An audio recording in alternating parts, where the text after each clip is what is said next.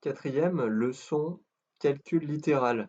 Donc on est à la page 4 et on va compléter les deux méthodes. Méthode 1 et 2, cas particulier, développer l'opposé d'une double distribution. Donc il faut déjà savoir comment ça fonctionne une double distribution. Donc la double distribution, on a vu ça ici, propriété 2. Donc on a toujours 4 membres et ensuite on peut réduire. D'accord? Et puis l'opposé, quelque part, on l'a vu ici. C'est en fait la propriété 3, parenthèse précédée d'un signe moins. Et donc on vous dit, si on a un signe moins, euh, on enlève le signe moins, on enlève les parenthèses, on change tous les signes de ce qu'il y a à l'intérieur. Donc ça, on sait faire. On a vu aussi une autre propriété qui revenait à distribuer en fait le signe moins, à dire le signe moins devant la parenthèse, c'est comme si c'était -1 en facteur, et donc on le distribue. C'est la même chose. Et donc là, on a un combo des deux, c'est-à-dire qu'on a un signe moins et on a une double distributivité. Donc comment on va faire? Eh bien, il va falloir faire attention. Donc, méthode à reconnaître, parce qu'il faut déjà reconnaître la situation et faut ensuite utiliser la méthode. Donc, il y a deux méthodes, vous allez voir, elles aboutissent exactement au même résultat.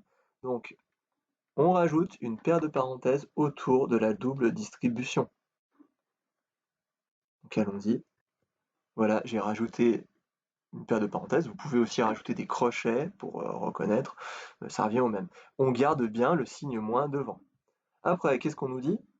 On nous dit on effectue la double distribution. Mais attention, on laisse bien le signe moins devant. Donc, on laisse les parenthèses.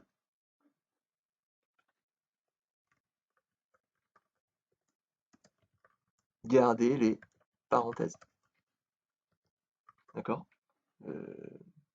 Ouais, je le mets en rouge, mais c'est parce que c'était le rouge que j'ai utilisé pour corriger vos copies. Donc allons-y, je sais plus si je l'ai fait direct, ouais je l'ai fait direct. Donc 3x facteur de 2x, ça me fait 6x au carré, dx fois dx au carré. 3x fois moins 5, 3 plus 3, donc fois 5, ça va me faire du négatif. 3 fois 5, 15, donc moins 15x. Il n'y a pas de carré, hein, c'est des x fois du nombre.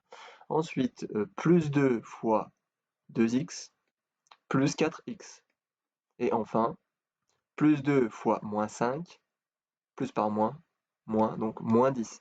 Et on ferme la parenthèse. Voilà. Et là, on vous dit, on applique la propriété 3 ou propriété 4, c'est-à-dire le changement de signe. Donc là, j'ai recopié. Ah oui, pardon. Ouais, j'aurais pu réduire avant, excusez-moi. Donc, on va changer tous les signes. Soit on se dit, on se distribue le signe moins, ou alors on dit, on enlève le signe moins, on enlève les parenthèses et on change tous les signes.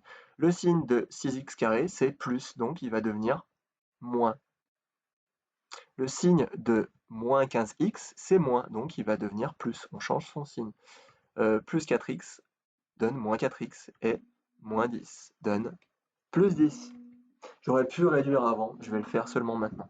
Euh, Ça nous donne donc, si je réduis les x ensemble, plus 11x.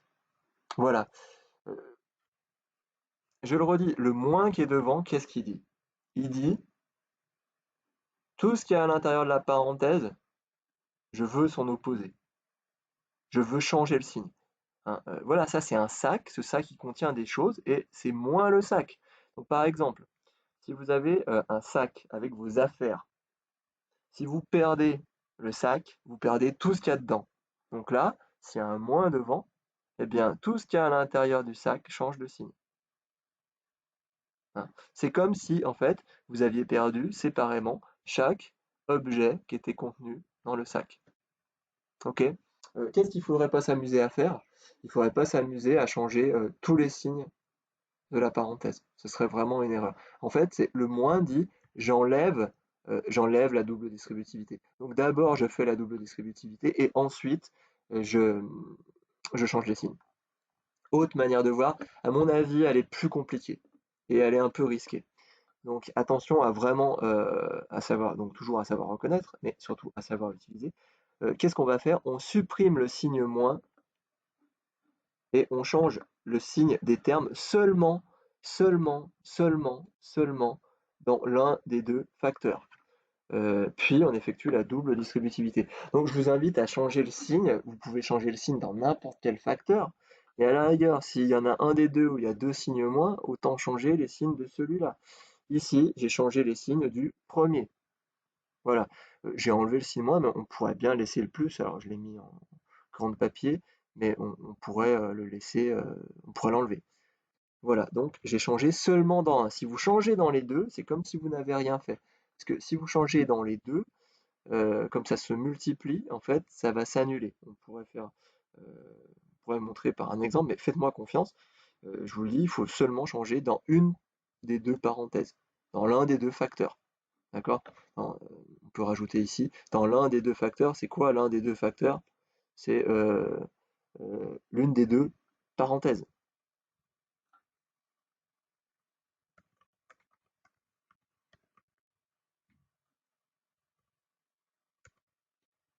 Ouais, non, bon, laisse tomber. Les facteurs, c'est 3x plus 2, mais le deuxième facteur, c'est 2x moins 5. Les facteurs, c'est les parenthèses. D'accord? C'est le tout, c'est la parenthèse et son contenu. Donc on effectue la double distributivité. Donc moins 3x fois 2x moins 6x, moins 3x fois moins 5 plus 15x. Ensuite, moins 2 fois 2x moins 4x et moins 2 fois moins 5 moins par moins plus. Voilà, je réduis et on obtient exactement le même résultat. C'est normal, c'est le principe de non-contradiction. J'ai un calcul, j'ai un deuxième calcul, qu'importe la méthode que j'utilise, je dois obtenir le même résultat. Sinon, c'est qu'il y a une erreur, c'est qu'il y a une des deux méthodes qui est fausse. Voilà, je vous remercie.